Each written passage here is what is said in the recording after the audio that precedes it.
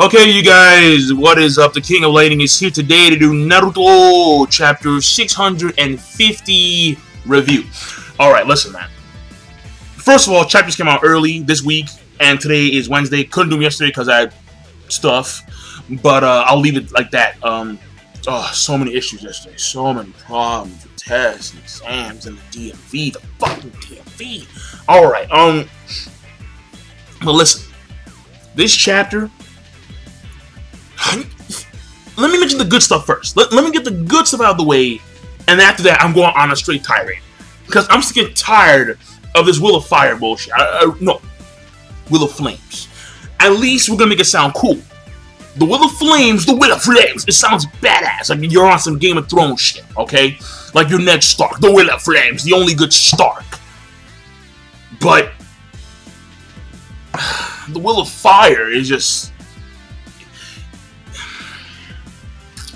The good stuff first. Mifune. I don't know why. No, fuck that. I do know why. Ever since I played Ultimate Ninja Storm 3, Mifune, I've been digging him. I really have, man. Every time in the game.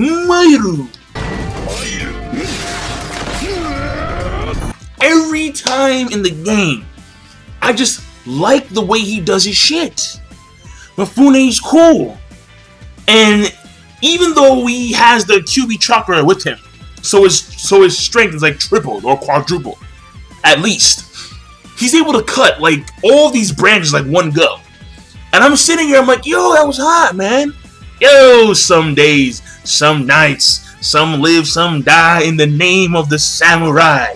That was hot, son. That was hot. I can't deny that. I cannot deny that. That's number one. Number two is at some point after Obtio sees that these roots are after he sees that the shinobi are going on full offense, he decides to transform the roots, and they transform into like these dragons. But something threw me off at first because I'm like, wait a second, no, they're not just dragons. There's something else. Because the snout, I was like, that snout, that's not, dragons don't have snouts. So what is that exactly? And then I went on Bing for like a few minutes, and I'm like, oh, they're boars. They're like boar dragons. And I'm sitting here looking at pictures of boars for like 5 minutes. I'm like, yo, these things are disgusting. They will fuck you up. Here's a picture right here. You see those teeth? Oh, good Lord. Whoa, boars! Boars! So, that to me, like, random as shit, I understand that. But still, like, it was just, for like 5 minutes, I'm looking at pictures of boars. So, I got completely sidetracked from the chapter. But that's number two, things I liked. Number three, and this should be obvious, and I don't know because I don't watch other people's reviews until I do my own review. So, my opinion is genuine, that's the way it is. But I don't know if people have caught this. If you go to the last page, and I'll show you, no, fuck it, I'll show you the picture right here. You see the Sasuke Naruto like double power up thing, where like their chakras become like, you know, like Naruto is the white, and then Sasuke is the black or like the purple, you know, like the yin and yang thing going on. And by the way, I'm getting really sick and tired of fucking Naruto shit. Honestly, it's just boring now. But whatever. Look at Sasuke's version. Notice that there is a protrusion coming out of like the bottom left-hand lip area. If you shift it over, that'll be a nose. And I'm thinking, wait a second, so he's like activated some like Tengu nose that's very reminiscent to what Madara has and his perfect Susanoo, that Tengu nose. And I'm sitting here, so did Sasuke just attain a power-up mid-power-up? Like, did he go beyond Fairy Tail? A power-up mid-power. What's going on right now? And I realized, wait, he is close to Naruto. So maybe Sasuke is absorbing some of Naruto's chakra, and he's able to momentarily get this power-up. And furthermore, that means that he also must attain some kind of Sage chakra too, because Naruto is in, you know, QB Sage mode. So when they do their combo attack, it's going to have some Sage energy melding in that too. Otherwise, they can't beat the Mock Sage. But that's the thing, though. I noticed how, like, that protrusion's coming out. and then when you shift it over, it'd be a straight up nose. So it looks like Sasuke has awakened some form of a perfect Susanoo. Maybe the face portion, I don't know. Because obviously, it's nowhere even close to the size of Madara's. I mean, Naruto in his full-on Cubic Chakra mode, even that's not even relatively close to the size of Madara's perfect Susanoo. And I'm talking about the Susanoo that's like the one with the Tengu, because like there's two modes of perfect Susanoo. There's the I don't know how to describe it, but like it's the mode where it could wrap around the Nine-Tailed Fox back in the day, and then there's the other mode where it stands up and it has like a fucking, it has like 3 swords and shit, and like 4 arms. Like, you know that one. The one when he was gonna fuck up Inoki and shit, but then in came Itachi, Edo Tensei over, Madara's like, oh shit, we're back. No, tree trunk, Tsunade, fuck you. So maybe he's awakened some part of that, Sasuke. But will he? And I guess he's gonna retain it, because again, he needs power-ups to beat Naruto. Because Naruto, he's leagues ahead, and he's actually attained these power-ups like mid-fight, and it's been a consecutive shit going on. I believe that he's going to attain the Cursed Seal Mark Susanoo because he has Jugo cells inside of him, and then he may attain this by some weird Deus Machina way. That's what it's gonna be. I believe so. But either way, those were the good stuff about the chapter, in my personal opinion. Those 3 things. The bad stuff, first of all. I mean, it's more fodder support. I'm sick and tired of the fodder. The fodder, the fodder, the fodder. We are the fodder. It's like, who cares? And why is it that... See, what Naruto should do, honestly, is he should remove the Kyuubi chakra from the guys who are tuning in below. They can fucking die. And he should give them to the rest of the Jonin and Orochimaru and his companions and the Kages who just came in who don't have Kyuubi chakra with them. Therefore, their power is not tripled or quadrupled. So he should do that. Because the Chunin, they are expendable. The dudes with kunai, yeah, we have kunai. You're useless. The Mock Sage rolls over you. Like a bulldozer in the middle of the fucking street. He rolls over you. He's the steamroller. Yeah. That's what he does. He's JBL.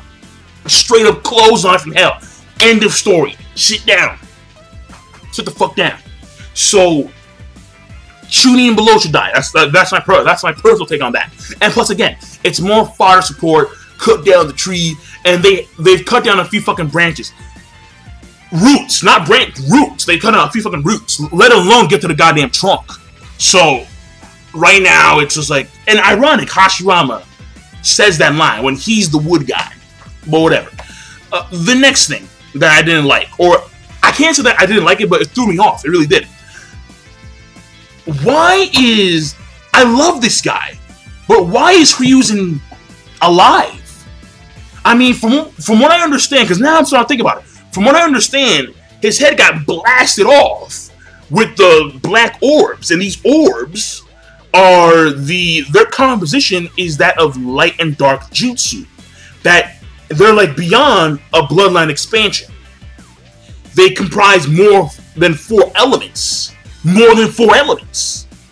And from what we understood, in the case of Minato, his arm can't recover because those jutsus can kill him.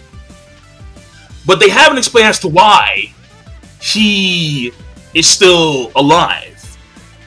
Even though his head got blasted off with those same jutsus. Now granted, I made the assumption that because the Mock Sage was not in full control of his powers at that point in time, then he survived via that method. But that was my assumption. But now I'm really curious. I'm like, okay, so I assume this, but Kishimoto is the actual author of the series. I would like an actual explanation. Because right now I'm like, if you take what was said, he should be like legit gone.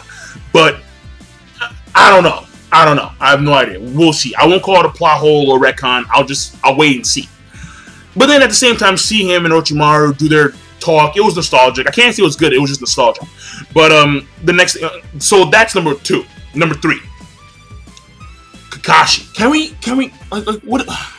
And this to me was, we all knew that the end result was going to be talk no jutsu, and it does make sense in a way, because when you think about it, ever since the Mock Sage has attained his powers, the only time he actually got hit was when he took that, I believe he took that No. He got hit twice. And both times, I think it was via, like, Rasengan, the initial Sage 1 Rasengan to the back. And then he got hit again with this, like, Rasengan Amaterasu combination. Which I don't think did shit at all.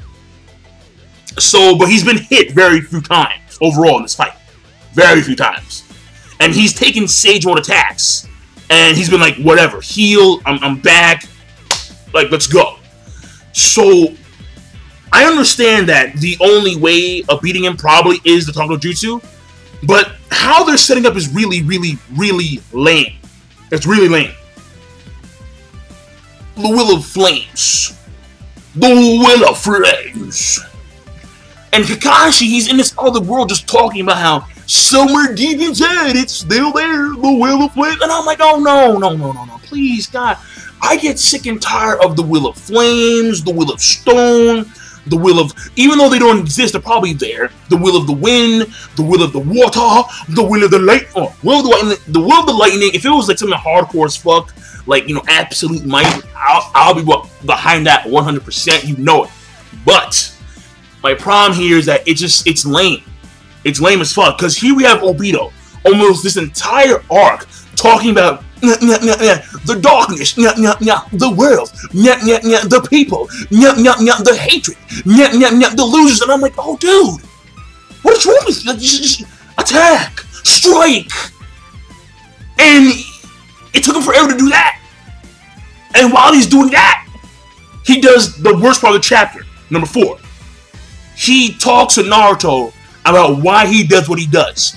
That's when you know shit is alright. That's when you know, yeah, oh, this guy is getting so talk no jutsu. And in the case of Madara, there is no will of bullshit. There is no will of bullshit. He wasn't even a part of Konoha. He just Madara. He's like, fuck this shit, alright? So Hashirama, you come Hokage, I'm out. Peace, bitch. We out. Done. Deuces. I didn't want this alliance. Deuces. But no, and Obito, oh my god. I remember back in the day, oh my god, Rin's soft, sparkling skin, the Will of Flames, I'm going to And it's still there. After all the bullshit, after all the talking, after I'm gonna change the world is unfit for humans and blah blah blah, and we should all die, or we should all be involved by infinite Tsukiyomi, sleep forevermore in a dream like the fucking Sandman's rolling in and shit. Seriously, after all this Sandman hype, Mr. Sandman, the Will of Flames is still there. The flame has not been extinguished yet. And when Naruto responds, this is my ninja way, I'm like, this is lame as fuck. Oh, good lord, this is lame.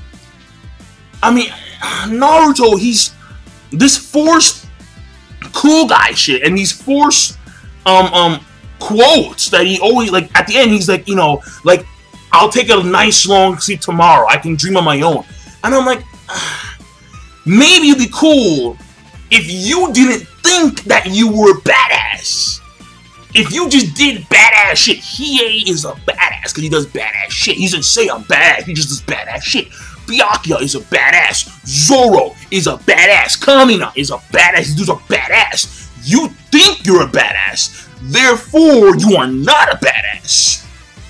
So it's like, at least in this case, I mean, maybe some other animes, they actually have badass characters that actually think they're badasses. I don't know. I mean, maybe Priest from Needless, but that show was just off the fucking channel. In the sense of it was just fucking weird. But either way, my thing here is that Naruto and this whole Will of Flames bullshit is sickening. It's sickening, and I'm just done with it. I really am. At this point in time, what's holding me in this series right now is, like, the Shinju, because like the Shinju itself, I think is awesome as fuck. Madara and this final battle between Sasuke and Naruto, and even then, it won't be on the same scale as this, obviously, because the Shinju is God in their world, or it's like a demigod now because it's lacking like chakra parts, but still, you get my point. If Kishimoto really wanted to extend the series, because he does, that's very obvious, because he said that he was going to end like the series in 2 years, like 3 years ago. He said that's what he fucking said. But no. the thing about it is that if you want to extend the series, just do a flashback of the Shinju and like that era. I'll be, oh man, oh if he did that, oh my god, wow, I'll be 100% about that. Seriously, that would make things so much more intriguing. Just learning the backstory, the foundations of the Shinju, of the Six Path's mother. I think her name is Kyokuin or something of that nature. I forgot her name exactly. You know, finding about all that stuff, that'd be far more intriguing than what's going on now. Because what's going on now, all this fodder hype, and then the Sasuke transforming as his power scheme, that I'm intrigued about a lot, because I want to see him use a different version of a perfect Susanoo. But Naruto, fuck him, seriously, fuck him. But yeah, I'm done. I'll honestly, like, the chapter had good parts, but overall, just another subpar chapter of Naruto. King Lightning, rate, comment, and subscribe as always. Peace. Have a nice day.